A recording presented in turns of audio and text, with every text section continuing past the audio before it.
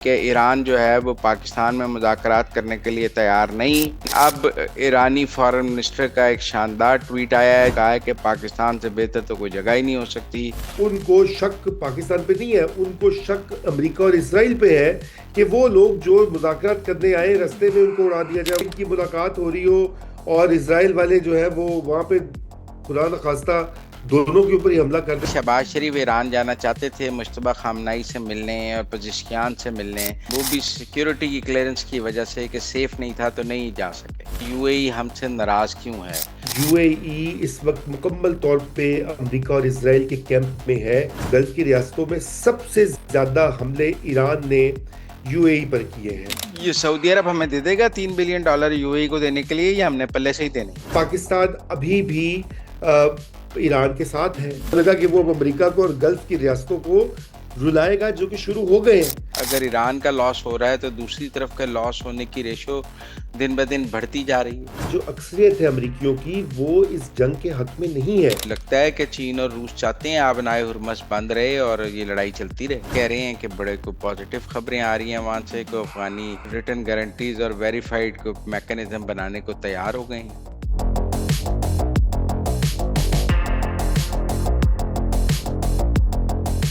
अस्सलाम वालेकुम नाज़रीन, मुज़म्मिल सरवरदी के ऑफिशियल यूट्यूब चैनल के साथ मैं हूं मुज़म्मिल सरवरदी। उम्मीद है आप खैरियत से होंगे। नाज़रीन, इस वक्त एक दिलचस्प जो है सूरत हाल है। एक तरफ तो यूएई पैसे मांग रहा है, दूसरी तरफ पहले ये खबर आई कि ईरान जो है वो पाकिस्तान में मुज़ाकरात करने के लिए तैयार नहीं, लेकिन अब ईरानी फॉरेन मिनिस्टर का एक शानदार ट्वीट आया है जिसमें उन्होंने पाकिस्तान जिंदाबाद भी कहा है और कहा है कि पाकिस्तान से बेहतर तो कोई जगह ही नहीं हो सकती। तो एक कॉम्प्लेक्स सी सूरत हाल है, कुछ समझ नहीं आ रही। उधर F-15 गिर गया है, उधर क्या हो गया है। तो फिर मैंने रजा रूमी साहब को पकड़ लिया है। जब मैं कहीं फंस जाता हूँ और मुझे बातें समझ नहीं आती तो फिर मैं अपने उस्ताद रजा रूमी के पास पहुंच जाता हूँ बातें समझने के लिए। अस्सलाम वालेकुम उस्ताद जी, क्या हाल है? जी जी भाई, गुस्ताब क्यों उस्ताद बना के तुसी क्यों चला रहे हो मेरी? बहरहाल चलो गल शुरू करो। रूमी जी, वो जंग तो नहीं बंद हो रही, लेकिन ईरानियंस का ट्वीट आया है कि पाकिस्तान हमारे दिल के बहुत करीब है और पाकिस्तान से बेहतर मुज़ाकरात के लिए कोई जगह नहीं है, पाकिस्तान जिंदाबाद। तो दूसरी तरफ पहले ये खबरें अमेरिकन मीडिया में आई कि उन्होंने कहा कि हम पाकिस्तान में नहीं करना चाहते, टर्की में करेंगे। क्या सूरत हाल आपको लग रही है? देखिए, पाकिस्तान के साथ जहां तक ताल्लुकात का सवाल है तो वो तो एक खुली किताब है और कोई इसमें शक की गुंजाइश नहीं होनी चाहिए कि पाकिस्तान जो है वो ईरान और पाकिस्तान के जिस तरह के ताल्लुकात हैं वो मिसाली हैं। हम्म। और दुनिया उनका जिक्र भी कर चुकी है। कोई इसमें जिसे कहना चाहिए भाम नहीं है। ये तो मीडिया के अंदर प्रोपेगेंडा की इतनी भरमार है। हम्म। देखिए ना, इस वक्त तीन तरफ से प्रोपेगेंडा जारी है। एक प्रोपेगेंडा तो भारत की तरफ से है, जिसको ये हजम नहीं हो रहा कि पाकिस्तान जो है वो एक सेंट्रल पोजीशन में आया है। इसलिए आप देखिए, पै दर पै वहाँ पे सोशल मीडिया हो, उनके अखबारात हो, टीवी हो, उसके ऊपर वो ये साबित करने में तुले हुए हैं कि पाकिस्तान के कोई रोल नहीं है, पाकिस्तान नाकाम है, ईरान पाकिस्तान पे इतमाद नहीं करता, पाकिस्तान झूठा है, फरेबी है, वगैरह वगैरह।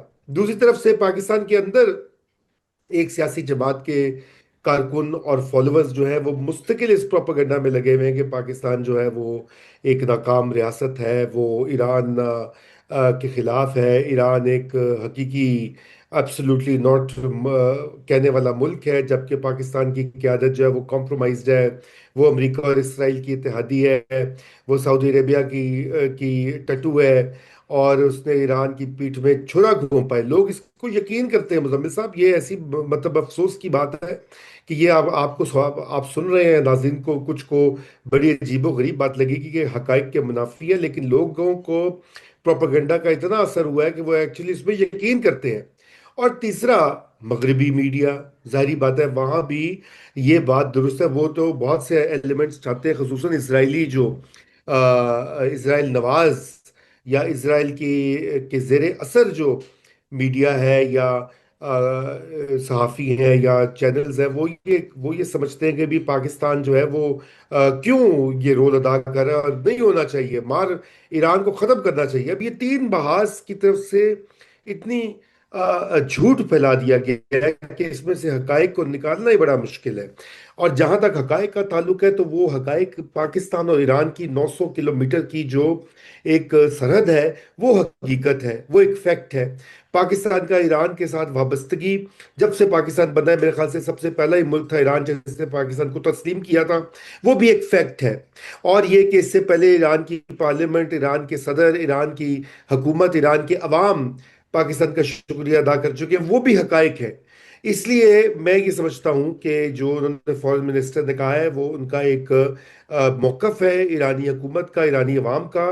और पाकिस्तान पे बिल्कुल उनको एतमाद है, पाकिस्तान ये रोल अदा कर रहा है और इंशाल्लाह करेगा आने वाले दिनों और हफ्तों में। वो और बात है कि अभी उनको शक पाकिस्तान पे नहीं है, उनको शक अमेरिका और इसराइल पे है कि वो लोग जो मुज़ाकरात करने आए, रास्ते में उनको उड़ा दिया जाए, वो जहाज में आ रहे हो या वो निकल रहे हो और वहां पे स्ट्राइक्स हो रही हो। इसीलिए रब्ता करना भी बड़ा मुश्किल होता है, क्योंकि अगर फोन पे पूरा रब्ता होता है तो उसको इसराइली जो है सैटेलाइट या अमरीकी जो है वो ट्रैक कर लेते हैं कि फॉरेन मिनिस्टर कहाँ है, सुप्रीम लीडर कहाँ है, फलाना शख्स कहाँ पे है। क्योंकि आपने देखा है कि वहां पे पै दर पै कत्ल जो है वो हुए हैं इनके हाथों। तो ये जो सिक्योरिटी के खदशात हैं, जो सबसे बड़ा खदशा ये है। अब पाकिस्तान, जाहिर बात है कि वो उसके पास है तो सही ये अपॉर्चुनिटी और वसाइल की वो सिक्योरिटी फराहम करे, लेकिन अमेरिका के मुकाबले में तो उतने नहीं है और उनकी टेक्नोलॉजी कहीं ज़्यादा है। तो इस ये वजह से खबरें भी ये खबरें भी आई हैं कि शहबाज शरीफ ईरान जाना चाहते थे मुश्तबा खामनाई से मिलने और पजिशकियान से मिलने, बात करने के लिए, लेकिन वो भी सिक्योरिटी की क्लियरेंस की वजह से कि सेफ नहीं था तो नहीं जा सके।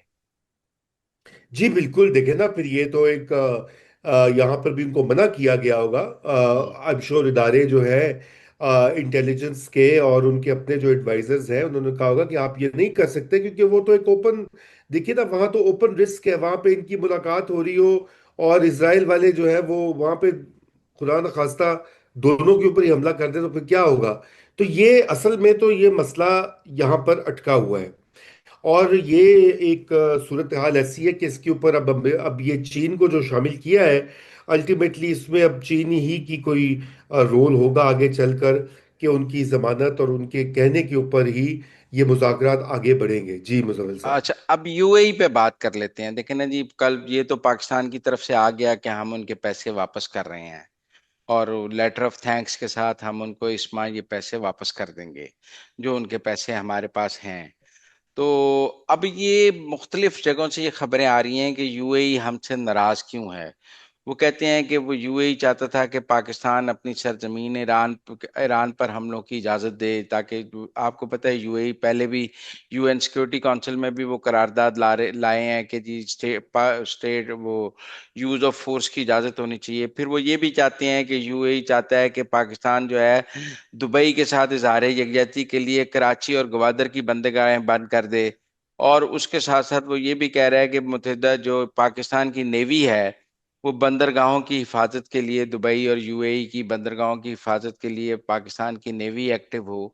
तो ये शराइत हम यूएई की चूंकि पूरी नहीं कर सके, तो लिहाजा वो हमसे नाराज होकर पैसे वापस मांग रहे हैं। जी देखिए, पैसे तो खैर पहले से, अगर आपको याद हो, तो ये मुतालबा पहले से स्टार्ट हो गया था मुजम्मिल साहब, कई महीनों से। और फिर आगे कुछ इनकी आपस में बातचीत हुई थी और वो मामला मौखिर हो गया था। अब इसके ऊपर तरह तरह की थेरीज सामने आ रही है। कुछ लोग ये कह रहे हैं कि वो नाराज है, फिर ये जंग हो गई, उनके कुछ मुतालबात थे पाकिस्तान से वगैरह वगैरह। देखिए, ये बात, इसमें कोई शक नहीं है। उसकी वजह यह है कि असल के यूएई इस वक्त मुकम्मल तौर पे अमेरिका और इसराइल के कैंप में है। और बल्कि इसराइल की टोटल कैंप में है। पाकिस्तान जो है वो बड़ी मुश्किलों से उसने एक आज़ाद पोजीशन अपनी बरकरार रखी हुई है। हम्म। और वो आज़ाद पोजीशन जो है वो पाकिस्तान कॉम्प्रोमाइज नहीं कर सकता, यूएई चाहे वो 3 अरब दे या 10 अरब डॉलर दे।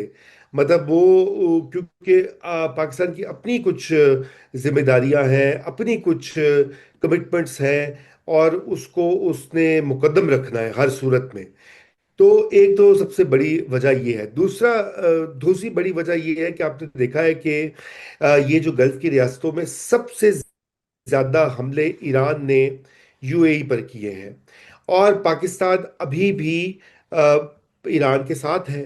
उसने ना सिर्फ मजम्मत की ईरान के अंदर जो कत्ल गारत जारी है, जिस तरह से जंग की गई। हाँ ठीक है, उन्होंने गल्फ रियासतों के हक में भी पाकिस्तान ने बयान दिए हैं कि एक यूएन की जो करारदाद है उसके लिए वोट भी दिया। लेकिन उसके साथ साथ वो ये कह रहा है कि ईरान जो है वो जारहियत का शिकार है। और सबसे ज्यादा मिसाइल और ड्रोन दागे हैं ईरान ने यूएई के ऊपर। अगर आप देखें वहां पे नंबर देखें, तो सऊदी अरेबिया, कुवैत, कतर, सबसे ज्यादा दुबई दी शामत है, ते अबू धाबी दी। तो वो अब वो सुल्तान जो है वहां पे, वो कहते हैं जी पैसे तो हम देते रहे हैं, साथी हम आपके हैं, आप हमसे मांगने के लिए आ जाते हैं, लेकिन जब वक्त आया है तो आप उसके, हमारे अगर जो मुखालिफ है, दुश्मन है, उसके साथ खड़े हुए हैं।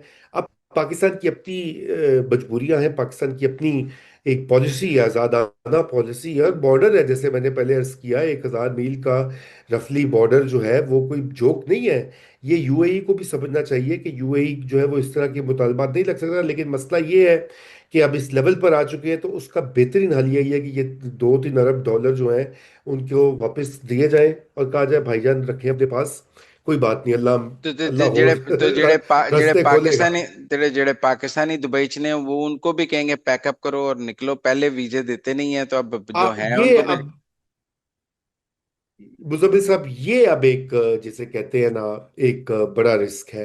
मेरे ख्याल से इन पैसों से ज्यादा जो पाकिस्तानियों की नौकरियां और रेमिटेंसेस वहां से आते हैं, वो एक मसला होगा। लेकिन उसमें भी तो मैंने ये सुना है कि वहां पर अभी अभी तक तो पैसे पाकिस्तानियों को वीजा जारी कर रहे हैं, बल्कि आजकल तो बड़ी आसानी से वीजे जो है वो इशू हो रहे हैं, क्योंकि जो हालात हुए हैं दुबई के, वहां और तो कोई जा नहीं रहा।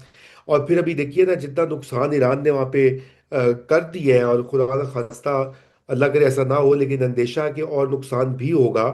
तो उसके बाद किसी ने तो जाके वहां मजदूरी करनी है, उसके लिए पाकिस्तानी बेहतरीन है, जो कि माजी में भी करते आए हैं। तो वो अपनी अपनी जरूरत के तहत पाकिस्तानी लेबर को मंगवाएंगे। हाँ, उनको कितनी देर रखेंगे, रहने देंगे कि नहीं मजीद, वो मुझे नहीं पता। लेकिन ये एक ऐसा मसला है कि इसको फिर देखना पड़ेगा। उसमें फिर यही है कि सिफारतकारी हमारी वो आगे काम आएगी, हम उम्मीद करते हैं। मेरे ख्याल से इसको ये नहीं देखना चाहिए कि बिल्कुल ही हमारा ब्रेक डाउन हो चुका है। लेकिन हमारा इस वक्त जरा जरा से ताल्लुकात कशीदा हुए हुए हैं, क्योंकि सऊदी अरेबिया और यूएई के भी आपस में ताल्लुकात कशीदा हुए हुए हैं। देखे ना जी, दोनों तरफ से मसला बना हुआ है। जी मुजम्मिल साहब। तो ये सऊदी अरब हमें दे देगा $3 बिलियन यूएई को देने के लिए, या हमने पहले से ही देने हैं? नहीं, मेरे ख्याल से सऊदी अरेबिया बिल्कुल देगा हमें। पहले भी कुछ मिलने थे पैसे, कुछ सऊदी अरब में देगा, कुछ हम पल्ले से दे देंगे। ऐसी बात भी नहीं है। अब देखिए ना, असल में मसला ये है कि हम अक्सर ये भूल जाते हैं कि पाकिस्तान कोई एक जिसे कहना चाहिए कोई कहत ज़दा अफ्रीका का मुल्क तो नहीं है। पाकिस्तान असल में एक जो है वसाइल से मालामाल और अमीर मुल्क है। यहाँ के लोग बड़े अमीर हैं, रियासत गरीब होती है, हुकूमत। लेकिन ये कि सऊदी अरेबिया यकीनन मदद को आएगा, और हमें इसकी जो है इसकी तवक्को रखनी चाहिए। अब हमारे ताल्लुकात सऊदी अरेबिया से बिल्कुल एक अलग लेवल पर आ चुके हैं। और मज़ीद मैं आपको थोड़ा सा ये भी बता दूं कि मुसम्मिल साहब, सऊदी अरेबिया को भी इस चीज़ की का एहसास है कि पाकिस्तान के साथ जो है वो ज्यादती हो रही है। और ये सऊदी और ये यूएई जो है उसके साथ मसले जो है, उसमें सऊदी अरेबिया का और पाकिस्तान का जो गठजोड़ है, वो भी एक इशू है। जी। अच्छा, अब जंग पर आ जाते हैं दोबारा, ईरान अमेरिका जंग पे। कल तो ईरान ने उनका F-15 त्यारा मार गिराया, और अब तक वो काफी। तो आपको नहीं लगता कि दिन ब दिन इंटरसेप्टर्स कम होते जा रहे हैं और ईरान के निशाने ठीक निशाने पे लग रहे हैं, मिसाइल और ड्रोन्स, और अगर ईरान का लॉस हो रहा है तो दूसरी तरफ का लॉस होने की रेशो दिन ब दिन बढ़ती जा रही है? देखिए, बिल्कुल देखिए, दोनों तरफ ये मसला हो रहा है। बिल्कुल अमेरिका के इंटरसेप्टर्स भी, मिसाइल्स भी, टॉम हॉक मिसाइल जो हैं, वो ये कहा जा रहा है कि वो भी कम पड़ गए हैं। और उसके लिए दोबारा से जो है अमेरिका में प्रोडक्शन शुरू हो रही है। और हम्म। वो, और लोग ये कह रहे हैं कि जी उसमें भी टाइम लगेगा, इतनी आसानी से नहीं होगा। हम्म। तो एक तो ये बात दुरुस्त है, लेकिन ईरान के पास भी तो कोई अनलिमिटेड मिसाइल्स का खजाना तो नहीं है। उन्होंने भी बहुत दाग दिया। अब तो वो बड़ी एहतियात से चला रहे हैं, जो सारा वो चला भी रहे हैं। आपको आपको इल्म है मुजम्मिल साहब, कि इस वक्त उनके पास भी एक बहुत बड़ा प्रॉब्लम बना हुआ है इस हवाले से। तो लेट्स सी कि क्या बनता है आगे।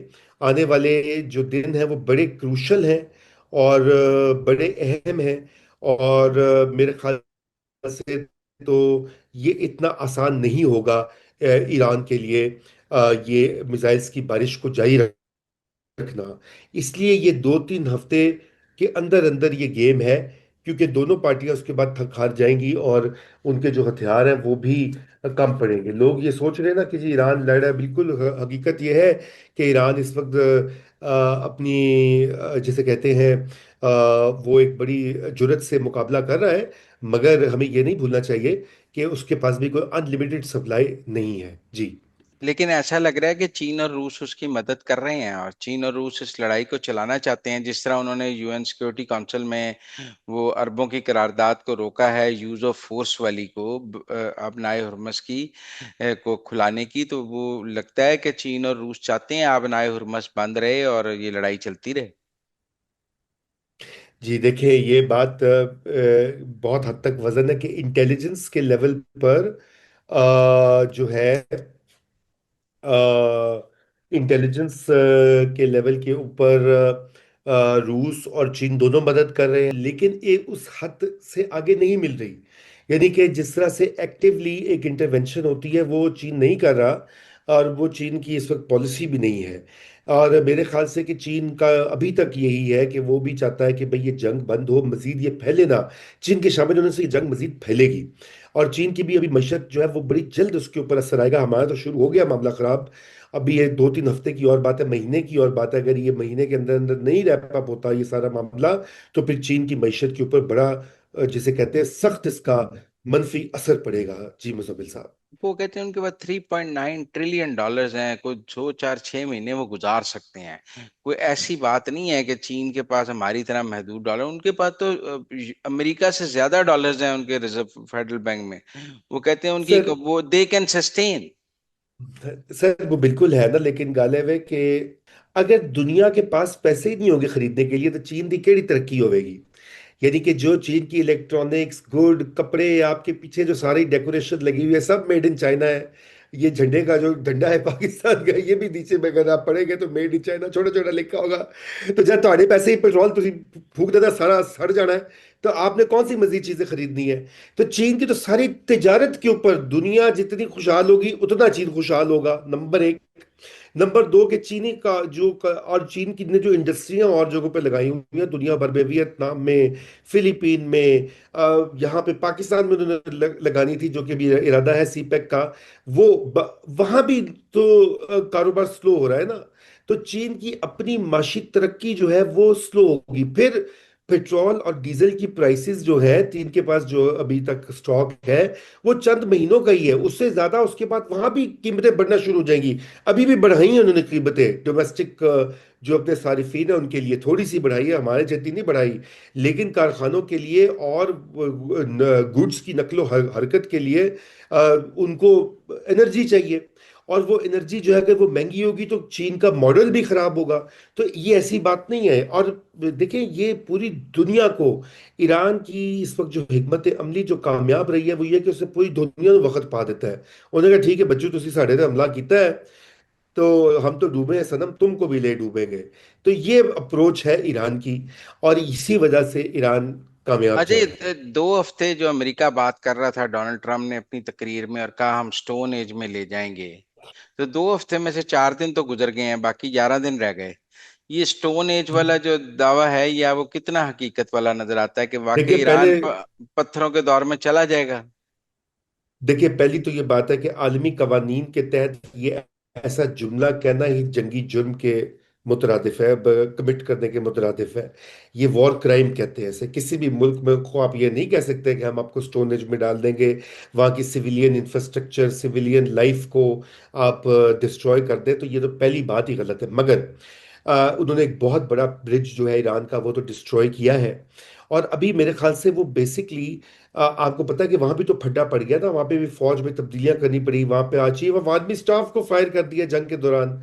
इसका यह मतलब है कि वो इनकार ही कर रहा था ना, ये जो पॉलिसियां ये चलाना चाहते हैं वहां पे। वो ये कह रहा था कि अगर आप वहां पे अमरीकी सिपाहियों को भेजना है तो उनकी जान को खतरा है, वो तो मारे जाएंगे वहां पे।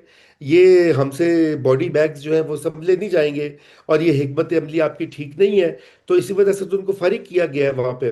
तो अब ये मेरे ख्याल से वहां पर ये पिछले 2-3 दिन तो वहां फड्डा पड़ गया है। और अब वो कहीं जाके नई पूरी एक कमांड आई है, नए वहां पे जनरल्स और नए अफसरान उनकी तैनाती होगी, और उसके बाद फिर अगला लायामल होगा। उसमें अनफॉर्चुनेटली ईरान के ऊपर बहुत ज्यादा बमबारी भी की जाएगी और जुल्म ढाया जाएगा। इसके लिए तो अब तैयार होना पड़ेगा, और आई एम श्योर ईरानी भी इसके लिए तैयारी कर रहे हैं। जी मुजम्मिल साहब। वो कहते हैं अमेरिकन सेक्रेटरी ऑफ वॉर कि हम ये यीशु मसीह की लड़ाई लड़ रहे हैं, और आप यीशु मसीह की इस लड़ाई की कामयाबी के लिए हमारे हमारे जो है वो लिए दुआ करें। तो ये मजहबी टच जो जंग को देने की जरूरत पड़ गई है डोनाल्ड ट्रंप को, ये मजहबी टच की क्यों जरूरत पड़ गई है? वोट बैंक के लिए, या अल्लाह याद आना शुरू हो गया है? नहीं, बुनियादी तौर के ऊपर तो वोट बैंक के लिए ना। देखिए, इस जंग के खिलाफ है लोग। ये हम्म। याद रहना चाहिए, नाज़रीन को भी पता होना चाहिए कि पहली बार ये ऐसा हुआ है कि इस जंग में जो है अब राय अमा साथ नहीं है अमेरिका के। हमेशा ही फर्क रहते थे, जिसे कहते हैं व्यूज। लेकिन अब के ये हुआ है कि जो अक्सरियत है अमरीकियों की, वो इस जंग के हक में नहीं है। वो ये कहते हैं कि ये जंग बंद करो। ये जंग जो है ये अमरीकी वसाइल का ज़िया है, और ये अमेरिका को इसमें कुछ नहीं मिलने वाला, और ये इसराइल की जंग है। अब तो लोग ये भी बात करते हैं वहां पर। इसलिए मुजम्मिल साहब, ये लोगों को वहां पे चूना लगाना आपको पता है जरूरी होता है। जैसे हमारे यहाँ भी तो चूना लगाया जाता है ना। हम्म। हमारे हर सियासतदान ने और फौजी हुक्मरान ने यही काम किया है, चूना चूना है, चूने पे चूना। तो उधर भी ये लगाया जा रहा है, और फौज के अंदर भी ये चूना लगाया जा रहा है। आप देखें ना, वहां पे भी नजर आ रहा है कि जिस तरह से ये जंग कहीं नहीं जा रही, वहां पे अब फौजी दस्ते भेजेंगे तो वो भी कहेंगे सर ये तो वहां पे जाके अपने हमें मरवाना है।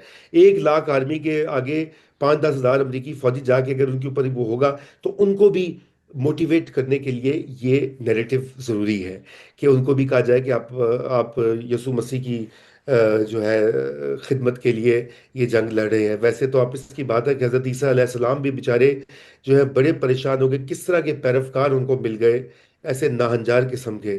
जी मुजम्मिल साहब तो आगे बढ़ते अच्छा, आगे बढ़ते हैं। हैं।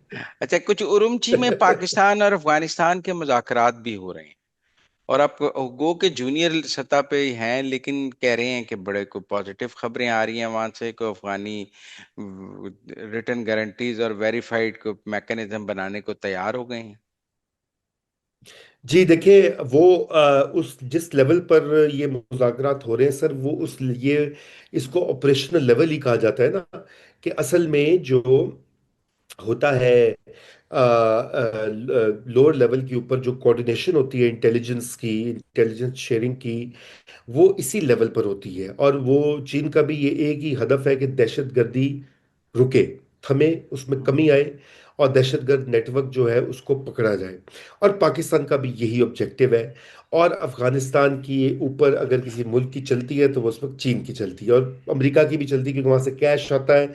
लेकिन लॉन्ग टर्म में चाइनीज इन्फ्लुएंस जो है, अफगानिस्तान को भी पता है कि उनको बना के रखना, इसलिए बहुत मुस्बत डेवलपमेंट है। और देखिए, जो हमारी ठीक है कि हमारे पास ताकत है, फौजी ताकत है, एयरफोर्स है, ड्रोन्स है, मिसाइल्स है, सब कुछ है। लेकिन ये जंग अफगानिस्तान के साथ, उससे लॉन्ग टर्म हल नहीं निकलना। लॉन्ग टर्म हल इसी के साथ निकलना है, मुज़ाकरात करके और अफगान तालिबान के ऊपर प्रेशर डाल के, और चीन का रूस का प्रेशर डाल के ही बात बननी है। वरना ये बात बनने वाली नहीं है। इसलिए इसको वेलकम करना चाहिए, और उम्मीद है कि ये मामला आगे बढ़ेगा। जी।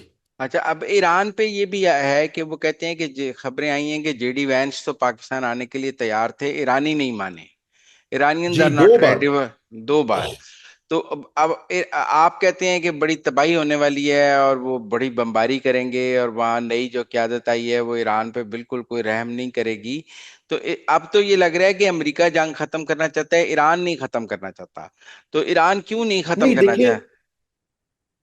नहीं, देखिए बात यह है कि पहली तो ये बात है कि जेडी वेंस के 2 बार वो तैयार था आने के लिए, ईरानी नहीं आए, और उसकी बुनियादी बड़ी वजह यही थी कि उनको सिक्योरिटी का खतरा था। उनको ये पता था कि अगर अमेरिका कह भी देगा कि जी हम नहीं हमला करेंगे, तो इसराइल को कौन रोकेगा।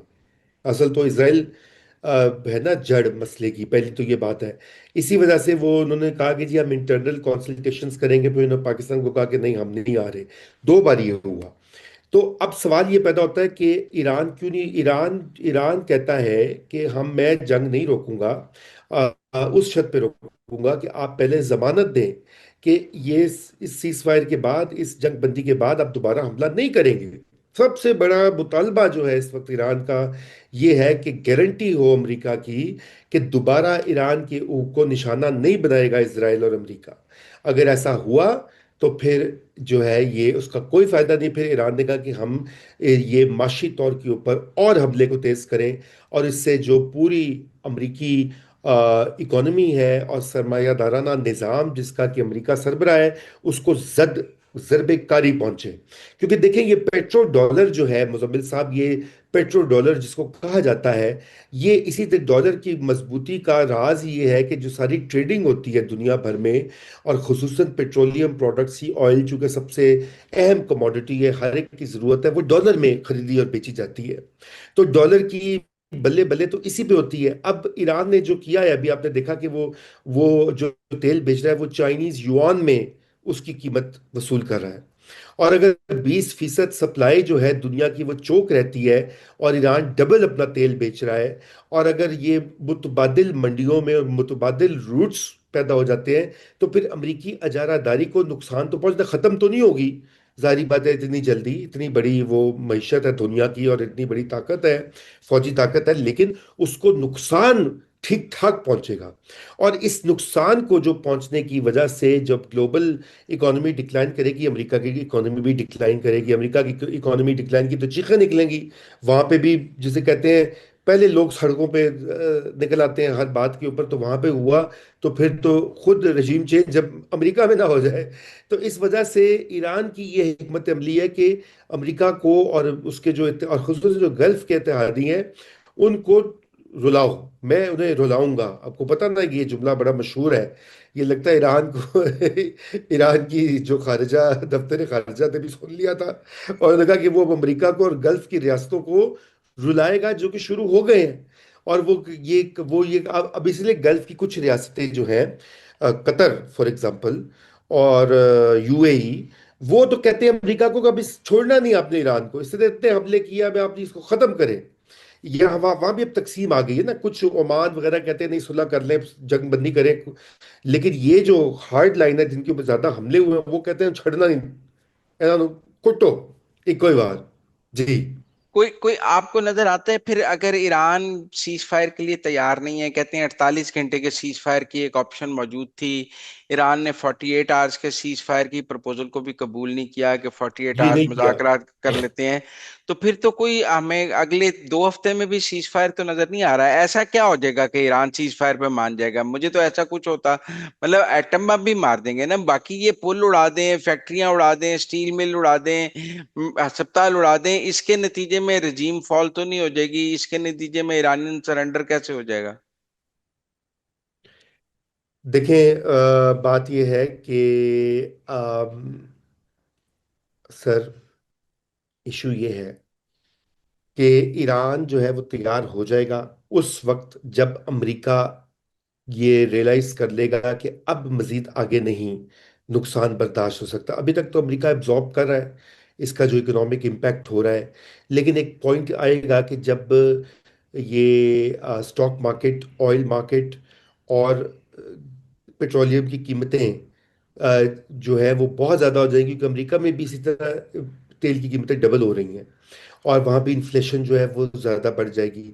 तो फिर ये खुद ट्रंप की और अमेरिकी सियासी हुकूमत की मजबूरी बन जाएगी अमन की बात करना।